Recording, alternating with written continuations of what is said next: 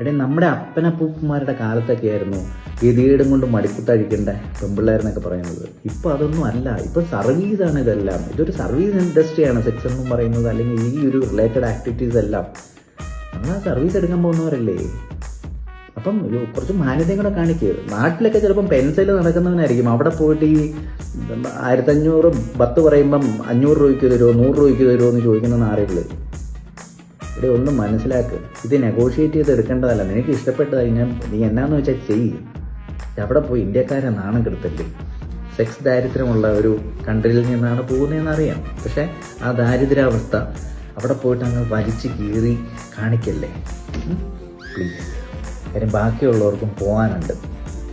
നമ്മുടെ ഈ നിറം കണ്ടു കഴിയുമ്പോഴത്തേക്കും അവരൊക്കെ കാർക്കിച്ച് തുപ്പുന്ന സ്റ്റേജാണ്. അത്രയും ഇതാണ്. നമ്മളിപ്പോൾ ഒരു നല്ലൊരു കാര്യത്തിന് പോയി കഴിഞ്ഞാലും അവർക്ക് അവരുടെ ചിന്ത ഇന്ത്യൻ നാറികൾ എന്നുള്ളൊരു ചിന്ത ഉണ്ട്. നശിപ്പിക്കല്ലേ ഇന്ത്യയുടെ പേര് കളയല്ലേ. ഞാനൊരു 12 കൊല്ലമായിട്ട് തായ്ലാൻഡിൽ ഒരുപാട് പ്രാവശ്യം പോയിട്ടുള്ള ഒരാളാണ്.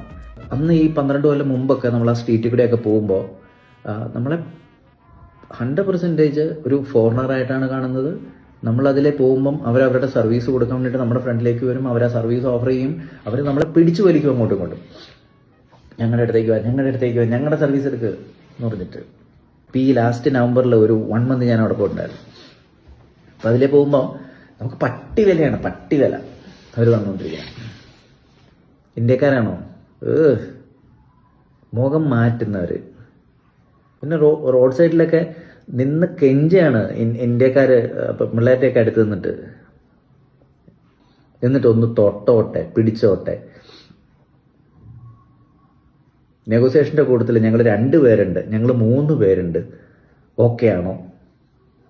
300 രൂപയ്ക്ക് കിട്ടുമോ? എടേ എന്തുവാടേ ഇത്? നാണം കെടുത്തല്ലേടേ.